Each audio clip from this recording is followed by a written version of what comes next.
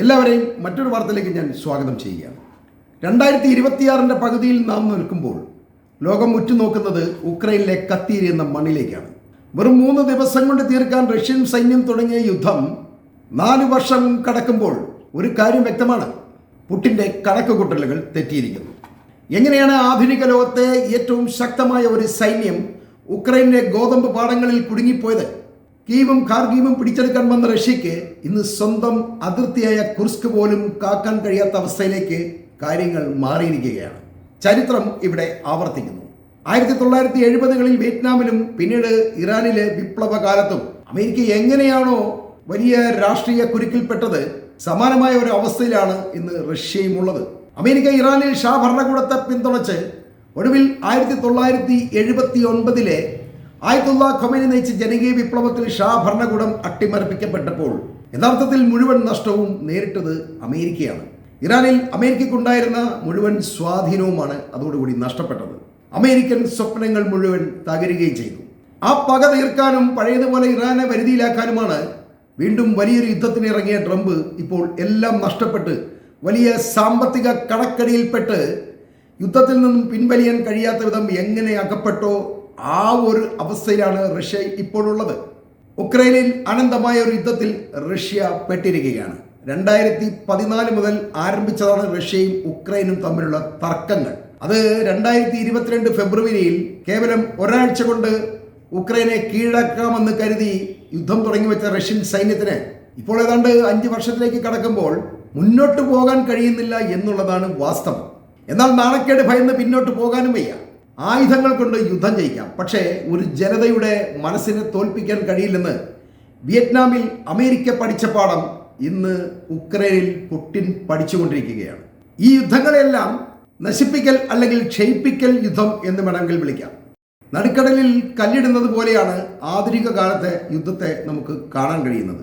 വൻ ശക്തികൾ വില കൂടിയ ആയുധങ്ങൾ ഉപയോഗിച്ച് ചെറിയ രാജ്യങ്ങളെ ആക്രമിക്കുമെങ്കിലും അതിലൂടെ അവർക്ക് യാതൊരുവിധ ലാഭമോ അതല്ലെങ്കിൽ ഇരു കൂട്ടർക്കും വിജയം അവകാശപ്പെടാമെന്നല്ലാതെ അത് ആർക്കും ചൂണ്ടിക്കാണിക്കാൻ കഴിയാത്ത ഒരവസ്ഥയിലാണ് ഈ യുദ്ധങ്ങളെല്ലാം മുന്നോട്ട് പോകുന്നത്. പണ്ടൊന്നും അങ്ങനെ ആയിരുന്നില്ല. ഒരു യുദ്ധം ഉണ്ടായിക്കഴിഞ്ഞാൽ പൂർണ്ണമായും ആ രാജ്യത്തെ അടിച്ചൊതുക്കി അവിടുന്ന് വിജയശ്രീലാളിതരായി തിരിച്ചു പോവുകയായിരുന്നു അമേരിക്കയും റഷ്യയൊക്കെ ചെയ്തിരുന്നത്.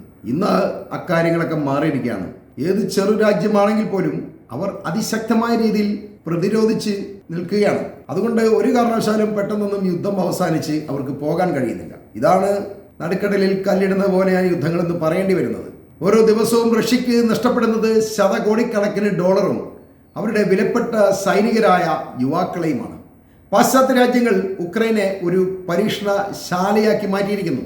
അവരുടെ ഏറ്റവും പുതിയ ആയുധങ്ങൾ പരീക്ഷിക്കാനും റഷ്യയുടെ സൈനിക കരുത്ത് എത്രത്തോളം ഉണ്ടെന്ന് അളക്കാനുമുള്ള ഒരു ഇടമായിട്ടാണ് ഈ ഉക്രൈൻ യുദ്ധത്തെ അവരിപ്പോൾ കാണുന്നത്. സത്യത്തിൽ അമേരിക്ക ഇറാനിൽ അനുഭവിച്ചതിനേക്കാൾ വലിയ നയതന്ത്ര പരാജയത്തിലാണ് റഷ്യ ഇപ്പോഴുള്ളത്. ഇറാൻ അമേരിക്കൻ യുദ്ധത്തിലേക്കും അത്ഭുതപ്പെടുത്തുന്ന ഇറാന്റെ പ്രതിരോധ പ്രത്യാക്രമണങ്ങളെയും ലോകം വീക്ഷിച്ചു കൊണ്ടിരിക്കുമ്പോൾ റഷ്യയും ഉക്രൈനും ഒക്കെ ഇപ്പോൾ ജനം മറന്നിരിക്കുന്നു എന്നുള്ളതാണ് സത്യം. റഷ്യക്കെതിരെ യൂറോപ്പും അമേരിക്കയുമെല്ലാം സാമ്പത്തിക ഉപരോധങ്ങൾ ഏർപ്പെടുത്തിയിട്ടും സൈനികമായി വലിയ തിരിച്ചടികൾ നേരിട്ടിട്ടും എന്തുകൊണ്ടാണ് പുടിൻ ഈ യുദ്ധം നിർത്താത്തത് എന്ന് ചിന്തിക്കുമ്പോൾ അതിനു പിന്നിൽ പ്രധാനമായും 3 കാരണങ്ങളാണ് നമുക്ക് കാണാൻ കഴിയുന്നത്. അതിലൊന്നാമത്തത് പുടിൻ ഭരണകൂടത്തിൻ്റെ നിലനിൽപ്പ് തന്നെയാണ്. റഷ്യയെ സംബന്ധിച്ച് ഇതൊരു അസ്തിത്വ പ്രശ്നമാണ്. യുദ്ധത്തിൽ നിന്ന് പിന്മാറുന്നത് പുടിൻ്റെ രാഷ്ട്രീയ മരണത്തിന് തുല്യമായിരിക്കും. ഒരു ഏകാധിപതിക്ക് ഒരിക്കലും തോൽവി സമ്മതിക്കാനാവില്ല. രണ്ടാമത്തേതായി നമുക്ക് കാണാൻ കഴിയുന്ന കാരണം പുടിനെ ഇപ്പോൾ ഭരിക്കുന്നത് നാറ്റോ ഭീതിയാണ്. ഉക്രൈൻ നാറ്റോയിൽ ചേരുന്നത് റഷ്യയുടെ പടിവാതിൽക്കൽ ശത്രു സൈന്യത്തെ എത്തിക്കുമെന്ന ഭയം ഈ റഷ്യക്ക് എപ്പോഴുമുണ്ട്. ഭൂപടത്തിൽ ഉക്രൈൻ എന്നൊരു രാജ്യം തന്നെ ഇല്ലാതാക്കുക എന്നതാണ് ഇതിലൂടെ പുടിൻ ലക്ഷ്യമാക്കുന്നത്. അത് സംഭവിക്കുന്നത് വരെ യുദ്ധം നീട്ടാതിരിക്കാൻ പുടിന് കഴിയില്ല. അതുകൊണ്ടാണ് അവർ ഇങ്ങനെ യുദ്ധം നീട്ടിക്കൊണ്ടിരിക്കുന്നത്. അവരുടെ മുന്നിൽ മറ്റു വഴികളൊന്നുമില്ല. പിന്നെയുള്ള മൂന്നാമത്തത് ഏറ്റവും പ്രധാനപ്പെട്ടതാണ്. അത് റഷ്യൻ സാമ്പത്തിക വ്യവസ്ഥയുമായി ബന്ധപ്പെട്ടുള്ളതാണ്. റഷ്യൻ സമ്പദ് വ്യവസ്ഥ ഇപ്പോൾ ഒരു വാർ എക്കണോമി ആയിട്ട് രൂപാന്തരം പ്രാപിച്ചിട്ടുണ്ട്. ഫാക്ടറികൾ മുഴുവൻ പ്രധാനമായും ഇപ്പോൾ ആയുധങ്ങൾ നിർമ്മിക്കുന്ന തിരക്കിലാണ്. ഇറാൻ അമേരിക്ക യുദ്ധം തുടരുന്നതിനാൽ ഇറാന് മാത്രമല്ല മിഡിൽ ഈസ്റ്റിലെ മറ്റു രാജ്യങ്ങൾക്കും അതുകൂടാതെ ഇന്ത്യക്കും പാകിസ്ഥാനുമെല്ലാം ആയുധം നൽകുന്നത് ഇപ്പോൾ റഷ്യയും ചൈനയുമൊക്കെയാണ്. ഇവരെല്ലാം അമേരിക്കൻ ആയുധങ്ങൾ കുറച്ചുകൊണ്ട് അല്ലെങ്കിൽ യൂറോപ്പിൻ്റെ ആയുധങ്ങൾ കുറച്ചുകൊണ്ട് റഷ്യയിൽ നിന്നും ചൈനയിൽ നിന്നുമൊക്കെ ആയുധങ്ങൾ വാങ്ങാൻ തുടങ്ങിയിട്ടുണ്ട്. അത് ക്രമേണ ഇറാനിലേക്കും വരും. ഇറാൻ്റെ ആയുധങ്ങളുടെ ശക്തി ഇവർ തിരിച്ചറിഞ്ഞിരിക്കുന്നത് കൊണ്ട് യുദ്ധം കഴിഞ്ഞാൽ ഇറാൻ്റെ ആയുധങ്ങൾക്കും വലിയ ഡിമാൻഡ് ഉണ്ടാവുക. അങ്ങനെ ക്രമേണ ആയുധ വിൽപ്പനയിലും അമേരിക്ക പിന്തള്ളപ്പെടാൻ പോവുകയാണ്. എന്നാൽ റഷ്യയെ സംബന്ധിച്ച് ഇപ്പോഴത്തെ യുദ്ധം നിർത്തിക്കഴിഞ്ഞാൽ ഈ ആയുധ വ്യാപാരത്തിൽ കുറവുണ്ടാകും. അത് റഷ്യൻ വിപണിയിൽ വലിയ തകർച്ച ഉണ്ടായേക്കാം എന്ന ഒരു ഭയവും ഉക്രൈനുമായിട്ടുള്ള യുദ്ധം തുടരാൻ പുടിനെ പ്രേരിപ്പിക്കുന്നുണ്ട്. അതുകൊണ്ട് അവരിപ്പോൾ ചെയ്യുന്നത് പാശ്ചാത്യ രാജ്യങ്ങളിലെ രാഷ്ട്രീയ മാറ്റങ്ങൾ, അതുപോലെ തന്നെ അമേരിക്കയിലെ തെരഞ്ഞെടുപ്പുകൾ, യൂറോപ്പിലെ സാമ്പത്തിക മാന്ദ്യം, ഇതിനെയെല്ലാം ആശ്രയിക്കുന്ന ഒരു യുദ്ധമാണ് ഉക്രൈൻ തുടരുന്നത് എന്നറിയാവുന്നതിനാൽ പാശ്ചാത്യ രാജ്യങ്ങൾ ഉക്രൈനുമായുള്ള സഹായം കുറയ്ക്കുന്നത് വരെ കാത്തിരിക്കുക എന്നതാണ് റഷ്യ ഇങ്ങനെ യുദ്ധം തുടർന്നു പോകുന്നതിൻ്റെ പിന്നിലെ മറ്റൊരു തന്ത്രം. എന്നാൽ ഇതിൽ എല്ലാവരെയും ആശ്ചര്യപ്പെടുത്തുന്ന ഒരു കാര്യം, ഇന്ന് ഉക്രൈൻ്റെ ആകാശത്ത് പറക്കുന്നത് റഷ്യൻ മിസൈലുകൾ മാത്രമല്ല, ഉക്രൈൻ്റെ തന്നെ ആർട്ടിഫിഷ്യൽ ഇൻ്റലിജൻസ് നിയന്ത്രിക്കുന്ന ഡ്രോണുകളാണ് എന്നോർക്കണം. ഈ ഡ്രോണുകൾ റഷ്യൻ നഗരങ്ങൾക്കുള്ളിൽ കൃത്യതയോടെ സ്ഫോടനങ്ങൾ നടത്തുന്നുണ്ട്. ഇത് ലോകം ഇതുവരെ കാണാത്ത ഒരു തരം യുദ്ധമാണ്. ഇപ്പോഴത്തെ യുദ്ധങ്ങൾ നിയന്ത്രിക്കുന്നത് വില കൂടിയ വിമാനങ്ങളോ റോക്കറ്റുകളോ ഒന്നുമല്ല, കേവലം വളരെ വില കുറഞ്ഞ ഡ്രോണുകളാണ്. ഈ ഡ്രോണിൽ ഒരു സാമാന്യം പവർഫുള്ളായ ഒരു ബോംബ് കെട്ടിവെച്ചൊക്കെ വിട്ട് കഴിഞ്ഞാൽ ഇത് കൃത്യമായിട്ട് പോയി അത് സൂയിസൈഡ് ചെയ്തോളും. എവിടെയെങ്കിലും പോയി വീണ് ഈ ഡ്രോണും പൊട്ടിത്തെറിക്കും, ആ വീഴുന്ന ഭാഗം മുഴുവൻ തീർത്തിട്ടേ പോവുള്ളൂ. അത് വളരെ ചിലവ് കുറവാണ്. ഉക്രൈനും ഇറാനും ഒക്കെ ഇപ്പോൾ ചെയ്തുകൊണ്ടിരിക്കുന്നത് അത് തന്നെയാണ്. അമേരിക്കയുടെ വില കൂടിയ യുദ്ധക്കപ്പലൊക്കെ നിസ്സാരമായ ഡ്രോൺ ഉപയോഗിച്ചിട്ടാണ് അവർ അടിച്ചു കളയുന്നത് നോക്കണം. റഷ്യയ്ക്കും ഇപ്പോൾ ഈ ഡ്രോണുകൾ വലിയ നഷ്ടമാണ് വരുത്തുന്നത്. റഷ്യയുടെ പല നയതന്ത്ര കേന്ദ്രങ്ങളും ഈ ഡ്രോണുകൾ ഉപയോഗിച്ച് ഉക്രൈൻ ആക്രമിച്ചുകൊണ്ടേയിരിക്കുന്നു. ശരിക്കും പറഞ്ഞാൽ ഇതിനകം തന്നെ റഷ്യയിൽ നിന്നും യുദ്ധം കാരണം 1.5 മില്യണിലധികം ആളുകൾ നാട് വിട്ടിട്ടുണ്ട് എന്ന് പറഞ്ഞാൽ നമുക്ക് വിശ്വസിക്കാൻ കഴിയില്ല. റഷ്യയുടെ വിജയങ്ങൾ മാത്രം എപ്പോഴും ലോകം ആഘോഷിക്കുന്നത് കൊണ്ട് ഇത്തരം കാര്യങ്ങൾ അവർ മറച്ചു വെക്കുകയാണ്. എന്നാൽ നമ്മൾ ആശ്ചര്യപ്പെടുത്തുന്ന മറ്റൊരു കാര്യം, യുദ്ധത്തിന്റെ 5ാമത്തെ വർഷത്തിലും സമാധാന ചർച്ചകൾക്ക് റഷ്യ മുന്നോട്ട് വയ്ക്കുന്ന നിബന്ധനകൾ ഉക്രൈൻ പാടെ തള്ളുകയാണ് എന്നുള്ളതാണ്.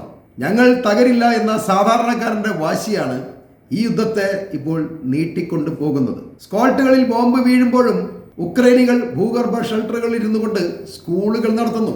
അതുപോലെ തന്നെ അവർ സംഗീത പരിപാടികൾ നടത്തുന്നു. ഉക്രൈനിലെ ജീവിതം സാധാരണ പോലെ നടക്കുന്നു. ഇതെല്ലാം നിങ്ങൾക്ക് ഉക്രൈൻ വീഡിയോകൾ പരിശോധിച്ചാൽ മനസ്സിലാവും. അവിടെ ഒരു യുദ്ധം നടക്കുന്ന യാതൊരുവിധ പ്രതീതിയില്ല.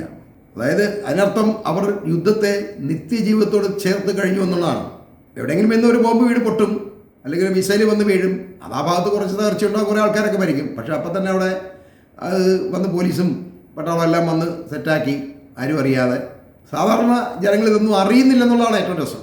ഇത് അത്ഭുതകരമായ ഒരു അതിജീവനം തന്നെയാണ്. ഇക്കാര്യം ലോകത്തെ തന്നെ ഞെട്ടിച്ചിരിക്കുകയാണ്.